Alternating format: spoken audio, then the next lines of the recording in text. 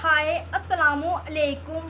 मेरा चैनल का नाम उज़्मा सादिक है और ये मेरी सिस्टर है। इनके चैनल का नाम उल्मी इस्लामिक गर्ल है इनके चैनल का नाम, और इनके चैनल को ज़रूर फॉलो करना।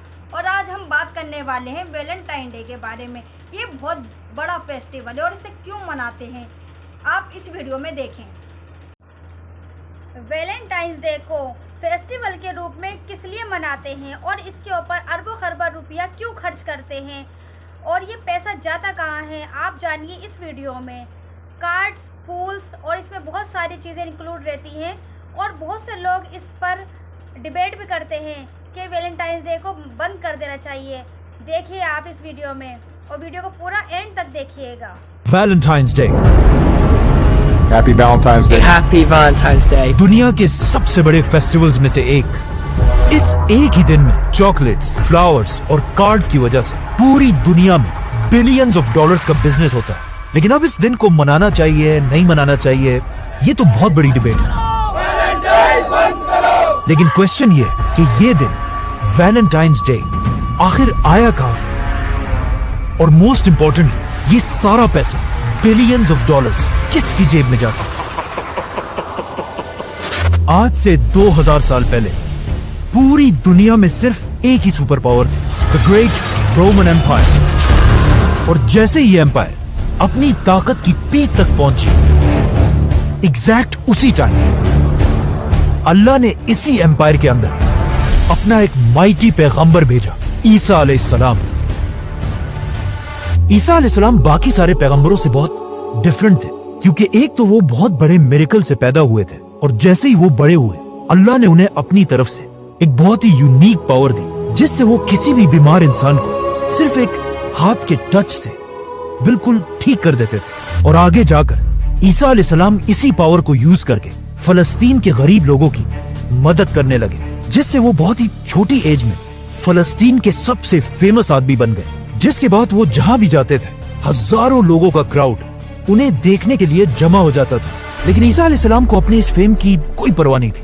मतलब जब भी लोग उन्हें देखने के लिए जमा होते थे, ईसा अलैहिस्सलाम उन सब के सामने ऐसी बातें करते थे जो इससे पहले किसी में करने की हिम्मत नहीं हुई थी। मतलब ईसा अलैहिस्सलाम उस जमाने के वैलेंटाइन डे को मनाना चाहिए या नहीं मनाना चाहिए, आप कमेंट बॉक्स में जरूर बताइएगा।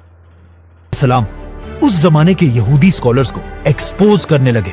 ईसा अलैहिस्सलाम की इन बातों से लोग तो उनसे बहुत इंस्पायर होते थे, लेकिन इन्हीं बातों की वजह से उस जमाने के यहूदी स्कॉलर्स ईसा अलैहिस्सलाम के सबसे बड़े दुश्मन बने। जिसके बाद ये सारे यहूदी उलमा बैठकर ये सोचने लगे कि अब कैसे ईसा अलैहिस्सलाम से अपनी जान छुड़ाई जाए। लेकिन ईसा अलैहिस्सलाम इन सब चीजों से डरने वाले नहीं थे, बल्कि इतनी मुश्किल में भी उन्होंने एक बहुत ही खतरनाक फैसला किया कि अब वो फलस्तीन के छोटे मोटे शहरों के बजाय सीधा फलस्तीन के कैपिटल जेरूसलम की तरफ बढ़ेंगे और वहां जाकर यहूदियों के स्कॉलर्स को चैलेंज करेंगे। ईसा अलैहिस्सलाम सीधा जेरूसलम की तरफ बढ़े एंड ऑफ कोर्स उन्हें देखने के लिए वहां हजारों लोग जमा हुए, और इसी तरह हजारों लोगों के क्राउड के साथ ईसा अलैहिस्सलाम जेरूसलम में एंटर होकर सीधा बैतुल मक़दस की तरफ गए। जैसे ईसा अलैहिस्सलाम बैतुल मक़दस में एंटर हुए, वो ये देखकर हैरान रह गए कि वहां के यहूदी स्कॉलर्स ने बैतुल मक़दस को एक इबादत की जगह के बजाय ऑलमोस्ट एक बैंक बना दिया है, और वहां सिर्फ गरीबों से चंदा जमा करने वाले और करेंसी एक्सचेंज करने वालों को बिठाया हुआ है। ईसा अलैहिस्सलाम ने जब ये सब देखा, उन्हें बहुत गुस्सा आया और फौरन उन्होंने वहां पड़े सारे टेबल्स को गिराने का हुक्म दिया और बैतुल मक़दस से सारे बैंकर्स को वहां से भगा दिया। जब यहूदी स्कॉलर्स ने ये सब अपनी आंखों से देखा तो उन्हें समझ आ गई कि अब हम इसे और बर्दाश्त नहीं कर सकते। तो अब ये यहूदी सुपर पावर रोमन एम्पायर के साथ मिलकर ईसा अलैहिस्सलाम को कत्ल करने की साजिश करने लगे। लेकिन बिल्कुल आखिरी टाइम पर अल्लाह ने ईसा अलैहिस्सलाम को बचा लिया, जिसके बाद यहूदियों का ख्याल था कि अब ईसा अलैहिस्सलाम की ये स्टोरी खत्म हो जाएगी और दुनिया उन्हें भूल जाएगी। लेकिन ईसा अलैहिस्सलाम के 11 फॉलोअर्स ने उनके रिलीजन को पूरी दुनिया में फैलाना शुरू किया। मतलब क्रिश्चियनिटी इतनी तेजी से फैलने लगी कि आहिस्ता आहिस्ता रोमन एम्पायर के बादशाह इस नए रिलीजन से डरने लगे, और उन्होंने सोचा कि अगर ऐसा ही चलता रहा तो बहुत जल्द क्रिश्चियनिटी हमारे पुराने रिलीजन को खत्म कर देगी।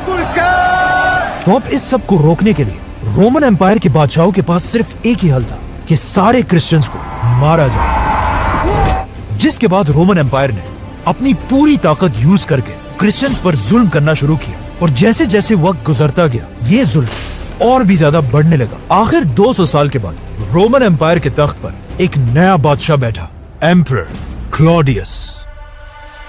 ये बादशाह बाकी सारे बादशाहों से बहुत ही डिफरेंट था क्योंकि क्लॉडियस सिर्फ अपने बाप की वजह से नहीं बल्कि एक आम से सोल्जर से रोमन एम्पायर के तख्त तक पहुंचा था और बादशाह बनने से पहले ये रोम का सबसे बड़ा रेसलर था। तो अब जैसे ही क्लॉडियस दुनिया का सबसे बड़ा बादशाह बना, उसने अपनी फौज को यूज करके अपने खिलाफ हर बगावत को क्रश करना शुरू कर दिया। लेकिन इतनी बड़ी फौज के बाद भी एम्परर क्लॉडियस ने यह नोट की कि उसकी फौज उस जज्बे से लड़ ही नहीं रही जिस तरह वो चाहता है।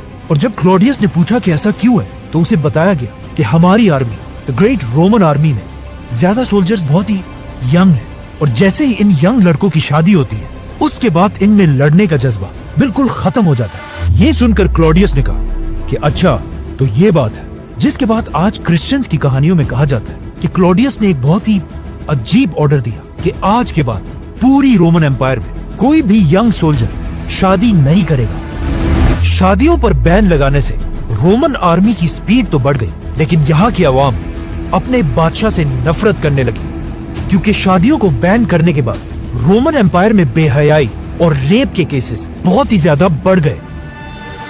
और जैसे ही बेहयाई अपनी पीक तक पहुंची, ये एग्जैक्ट वही टाइम था कि जब एक आम क्रिश्चियन प्रीस्ट सेंट वैलेंटाइन ने यह फैसला किया कि अब बादशाह के इस रूल को और बर्दाश्त नहीं किया जा सकता।